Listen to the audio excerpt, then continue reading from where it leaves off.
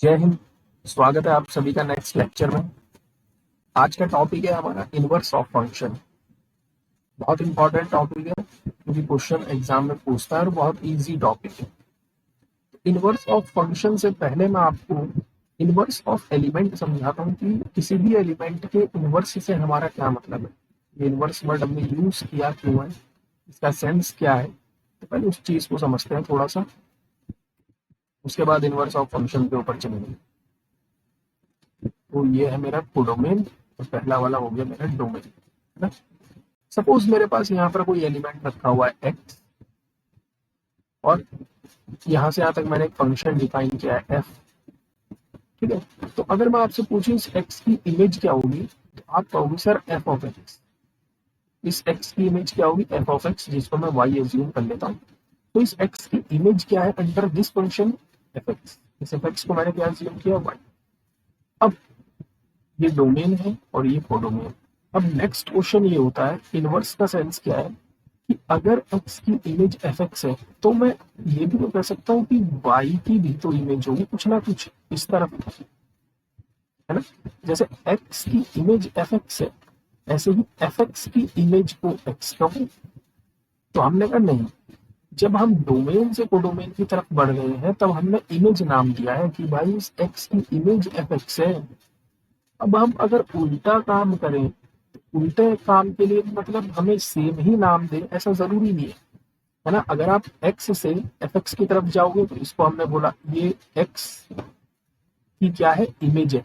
लेकिन अगर मुझे ये देखना है कि fx जो है वो डोमेन के किस एलिमेंट के साथ मैप्ड है ना। ये देखो ये fx है, अब मैंने क्या करा, उल्टी प्रोसेस करी, उल्टी। अब मैं कोडोमेन का एलिमेंट उठा रहा हूँ और चेक कर रहा हूँ कि वो डोमेन के कौन से एलिमेंट से मिला हुआ है। तो हमने बोला कि इसको इमेज मत बोलो, इसको बोलो आप प्री इमेज। प्री इमेज, है ना, प्री इमेज। या फिर आप ये भी कह सकते हो कि क्योंकि x की इमेज fx है इसलिए y की प्री इमेज x है। क्योंकि x की इमेज क्या है, fx है, इसलिए इस fx की प्री इमेज क्या है, x है। और इसी y को बोला गया कि ये y कुछ नहीं है, ये y क्या है, जस्ट इनवर्स है। क्या है, जस्ट इनवर्स है। किसका इनवर्स है, x का इनवर्स है। अच्छा, एक्चुअल में जो इनवर्स की बात होती है वो फंक्शन के लिए होती है। इसके लिए होती है, फंक्शंस के लिए होती है। ठीक है, एलिमेंटों के लिए हम प्री इमेज की ही बात करते हैं, लेकिन आपको समझाने के लिए मैंने ये चीज बताई कि अगर एक्स की इमेज जो है आपकी एफ एक्स है, तो एफ एक्स की प्री इमेज क्या बन जाएगी, एक्स बन जाएगी। मतलब आपको जस्ट उल्टी प्रोसेस चेक करनी है कि अगर आप डोमेन से कोडोमेन पे गए हो तो अब आपको कोडोमेन से कहाँ पर जाना है, डोमेन पर जाना है। So simple.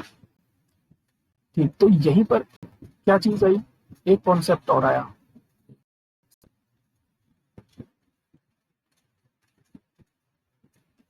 ये मेरा कोडोमेन है। जैसे सपोज मैं आपसे कहूँ कि डोमेन के पास 1 2 3 4 ये एलिमेंट है। यहाँ पर A B C D element है। 1 सपोज बी के पास मैप्ड है, 2 मेरा ए के पास मैप्ड है, 3 सी के पास मैप्ड है और 4 डी के पास मैप्ड है। तो आप सभी को पता है F1 की वैल्यू किसके इक्वल आएगी, बी के। F2 की वैल्यू आएगी ए, F3 की वैल्यू आएगी सी एंड F4 की वैल्यू आएगी डी। लेकिन अगर मैं पूछूं कि इस ए की प्री इमेज क्या है, what is the preimage of A, तो इसके लिए कोई सिंबल चाहिए होगा। जैसे यहाँ पर 1 की इमेज के लिए मैं F अप्लाई करता हूँ कि what is the image of F under this function.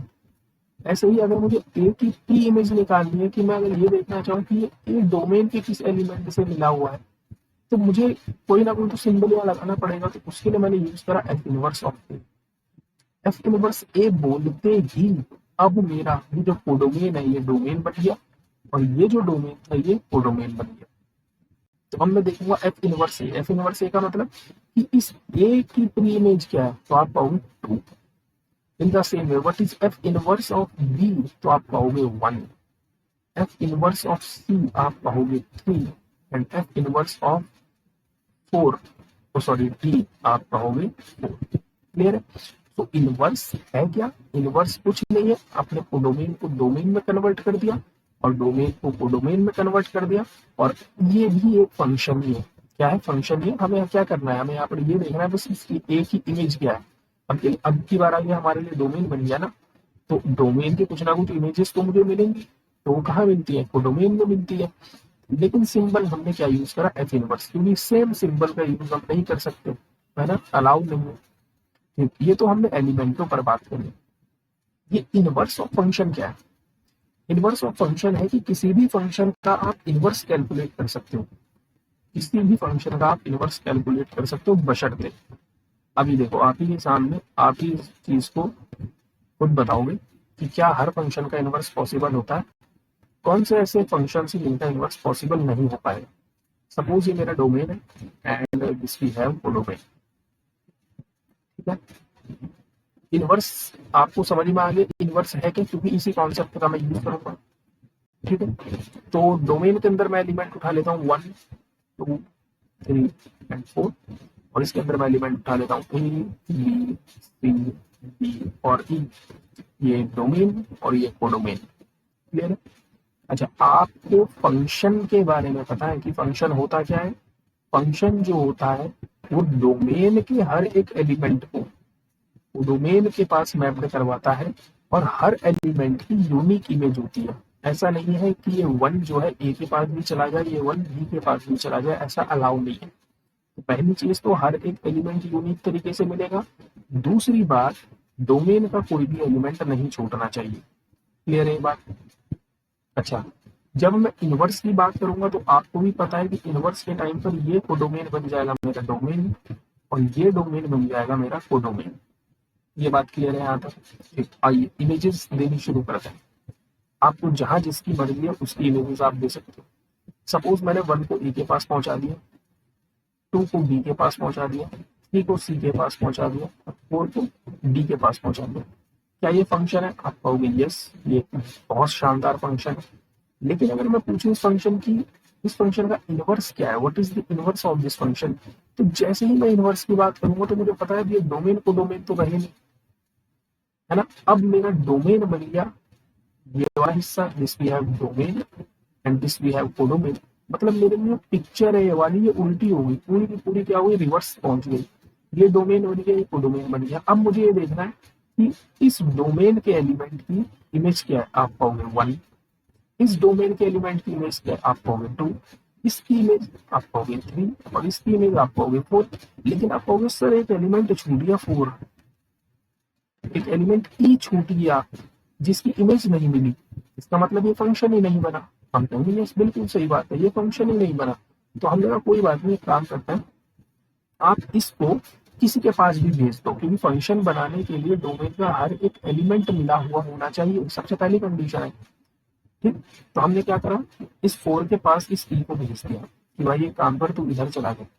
लेकिन जैसे ही ये ई इसके पास गया तो अब तो ये फंक्शन है ना, डोमेन मेरा ये है, तो डोमेन मेरा ये है। लेकिन अगर मैं आपसे पूछूं ये फंक्शन है किसका, आपने कहाँ से शुरुआत करी, तो आप कहोगे स्टार्टिंग में ये डोमेन था, ये कोडोमेन था। अगर मैं ध्यान से देखूं कि इस वाले सेट को अगर मैं डोमेन लेकर चलूं, तो यहाँ पर 4 एक ऐसा एलिमेंट है जिसको 2 इमेजेस मिल गई, एक बी भी और एक ई भी। तो आप कहोगे यहाँ से यहाँ तक तो ये फंक्शन है ही नहीं, यहाँ से डोमेन से कोडोमेन पर इस तरफ तो ये फंक्शन है ही नहीं। तो अगर ये फंक्शन ही नहीं बना तो इसकी इनवर्स की बात क्यों कर रहे हो? हमने कहा ये सही बात है। इसका मतलब यहाँ से हमें एक चीज समझ में आई। क्या चीज समझ में आई? कि डोमेन के अंदर जितने एलिमेंट हैं वो डोमेन के अंदर भी उतने एलिमेंट होने चाहिए। अगर एक भी एलिमेंट आपने एक्स्ट्रा रखा तब आपको इनवर्स मिलने में तकलीफ हो जाएगी, तब आपको क्या होगा, इनवर्स में दिक्कत होगी। क्यों? जस्ट अभी आपने देखा। तो किसी भी फंक्शन के इनवर्स के लिए जो कंडीशन है वो है फंक्शन बाइजेक्टिव होना चाहिए। कैसा होना चाहिए? बाइजेक्टिव। बाइजेक्टिव का सेंस क्या है? 1 to 1, 1 to 1 and onto होना चाहिए। ऑन टू का मतलब इधर के कोडोमेन के सारे एलिमेंटों की प्री इमेजेस मुझे पता हो क्या है ना। और 1 to 1 का मतलब क्या है कि डोमेन के डिफरेंट एलिमेंट कोडोमेन के डिफरेंट एलिमेंटों के साथ मिले हुए होने चाहिए, इसी को बाइजेक्टिव मैथ कहते हैं। तो अगर function bijective if and only है, अगर function one to one and onto है ना, अगर function one to one and onto है, इसका मतलब है कि एफ इनवर्स एग्जिस्ट करेगा। और अगर एफ इनवर्स एग्जिस्ट करता है, अगर एफ इनवर्स एग्जिस्ट करता है, तो मैं यहाँ से इस बात को गारंटी के साथ कह सकता हूँ कि फंक्शन वन टू वन और ऑन टू है, one to one and onto. ठीक, तो अगर function one to one and onto है, सो एफ इनवर्स एग्जिस्ट। अगर F inverse exist, function is one to one and onto. ये बात clear? ठीक, आइए अब डेफिनेशन पर चलते हैं। डेफिनेशन कहती है कि अगर आपको एक फंक्शन गिवन है ए से बी में, इसको मैं बाइज, और देखो क्या है ये, बाइजेक्शन होना चाहिए। बाइजेक्शन मतलब ये जो फंक्शन आपने डिफाइन किया ये one to one and onto होना चाहिए, तभी इनवर्स की बात होगी, अदरवाइज इनवर्स की बात ही नहीं होगी। We can define a new function, कहां से कहां पर, बी से ए में। देखो यहाँ पर ये आपका डोमेन था, ये आपका कोडोमेन था, लेकिन आपने एक नया फंक्शन बनाया जिसका आपने डोमेन रख दिया बी और कोडोमेन रख दिया ए।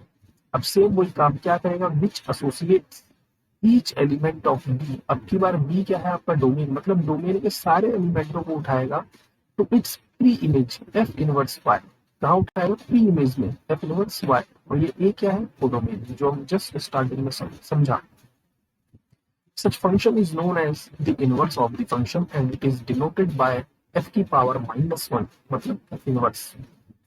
तो क्वेश्चन ये कि हमें यही सब प्रोसेस अप्लाई करनी है? नहीं, बहुत इजी है इनवर्स ऑफ फंक्शन। कुछ फंक्शंस के हम इनवर्स कैलकुलेट करते हैं, बहुत आसान है।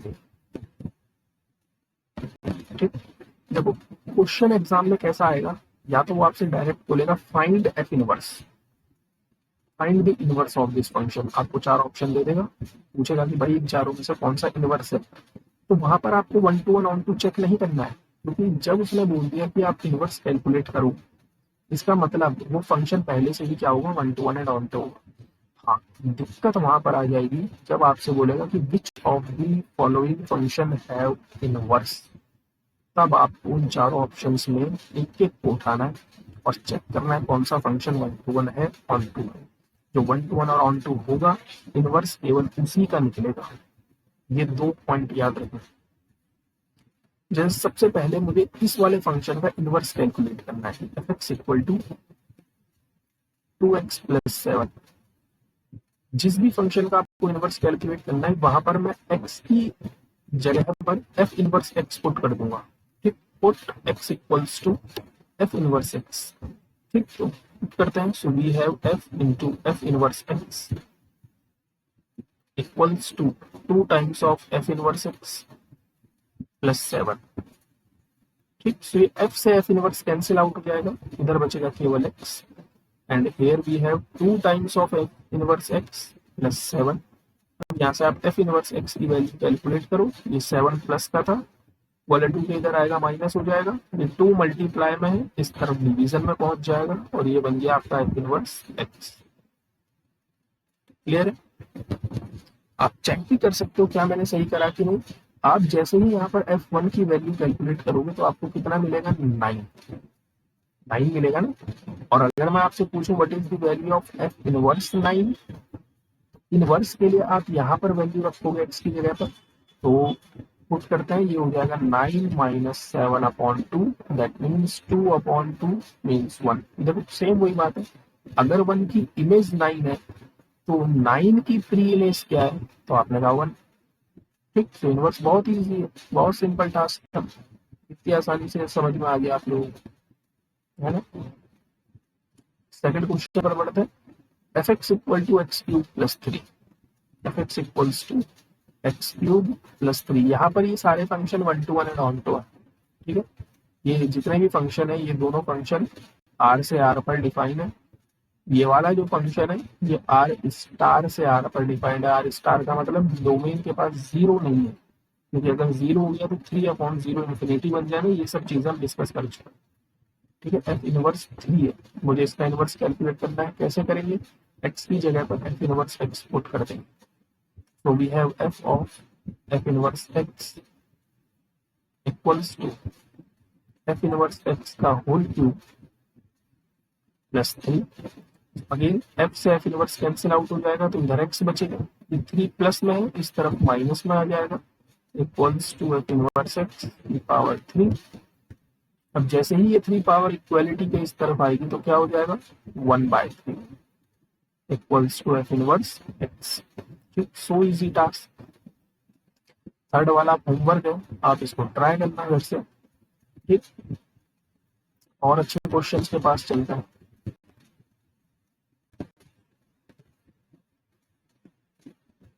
देखो this we have nice one. आपको इसका इनवर्स कैलकुलेट करना है अगर पॉसिबल हो पाए तो। हमने कहा ये फंक्शन क्या 1 to 1 एंड ऑन टू है।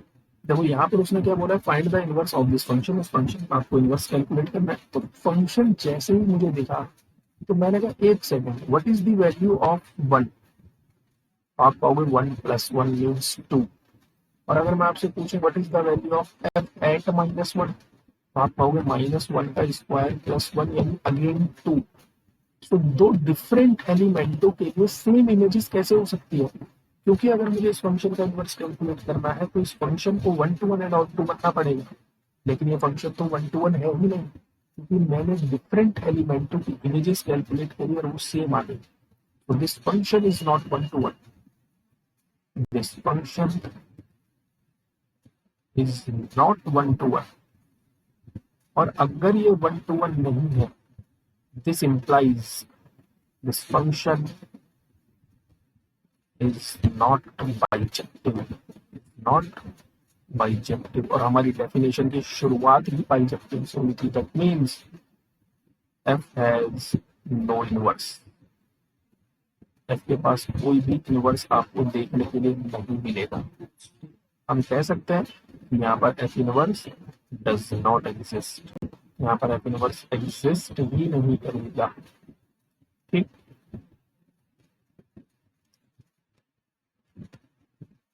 लास्ट प्रॉब्लम, लेकिन अच्छी प्रॉब्लम है, इंपॉर्टेंट भी आपके एग्जाम पॉइंट ऑफ व्यू से। आपको डोमेन ये गिवन है, वो डोमेन ये गिवन है। सीधा कह रहा है कि defined by this function is invertible. बोल दिया है उसने अपनी बार कि ये फंक्शन इनवर्टिएबल है। इनवर्टिएबल को ही बाइजेक्टिव कहते हैं, है ना, इसी के नाम है ये सारे बाइजेक्टिव। अगर ये फंक्शन बाइजेक्टिव है तो यस मैं इनवर्स फाइंड आउट कर सकता हूँ। तो फंक्शन मेरे पास गिवन है f(x) इक्वल्स टू 2 की power x into x minus 1। तो सिंपल सा हमारा कॉन्सेप्ट क्या था कि मैं x की जगह पर f इनवर्स x को पुट करूंगा। तो करते हैं, तो ये हो जाएगा f of f inverse x equals to 2 की पावर f इनवर्स x और इधर ब्रैकेट में f inverse x minus 1। Clear? So f से f इनवर्स कैंसिल आउट हो जाएगा, इधर x बचेगा। यहाँ पर हो जाएगा 2 की power f inverse x bracket f inverse x minus 1। ठीक, अब अगर a की power x equals to n है तो x इक्वल्स टू क्या होता है, लॉग बेस an। क्लियर है आप लोगों को ये चीज? लॉगरिथमिक फंक्शन, बिल्कुल डेफिनेशन बेसिक। सो ये क्या है, 2 की पावर, अगर मैं इसको थोड़ी देर के लिए x अज्यूम कर लूं और इसको मैं n अज्यूम कर लूं तो ये वही यही वाला फॉर्मेट बन गया, a की power x equals to n। That means मैं इसको कैसे लिख सकता हूँ, मैं इसको लिख सकता हूँ x इक्वल्स टू यानी f inverse x and f inverse x minus 1 equals to log base 2x। You can write this thing. ठीक है, लिख सकते हैं। ओके, तो ये बन गया मेरे पास f इनवर्स x की power 2 minus f inverse x और इस log 2 को भी उठाकर इधर ले आते हैं। So this we have log base 2x equals to 0। Now ध्यान से देखो, ये f इनवर्स x में क्वाड्रेटिक इक्वेशन बन गई है। क्या बन गई है? Quadratic equation. आप एक काम करो, f इनवर्स x को y अज्यूम कर लो ताकि आपको क्वाड्रेटिक इक्वेशन को सॉल्व करना ज्यादा आसान हो जाए। तो ये हो जाएगा मेरे पास y square minus y minus का log base 2x equals to 0। अब इस क्वाड्रेटिक इक्वेशन के सॉल्यूशन चाहिए, आप कहोगे y equals to minus b plus minus square root of b square minus 4ac upon 2a। ठीक, तो ये मेरे पास क्या आ गया, इनवर्स। और इस y को ही आपने क्या अज्यूम किया था, f इनवर्स x। ठीक, तो अच्छा प्रॉब्लम है, अच्छी प्रॉब्लम है। इस टाइप की प्रॉब्लम्स आपके एग्जाम में बनती हैं, तो आपको ये चीज़ें याद रखनी है। And thank you so much आप लोगों के सपोर्ट के लिए, वो ज़रूरी भी है। वीडियो अच्छा लगा हो तो वीडियो को लाइक करना, शेयर करना। नेक्स्ट मिलते हैं जल्द एक नए टॉपिक के साथ, तब तक के लिए जय हिंद, जय भारत।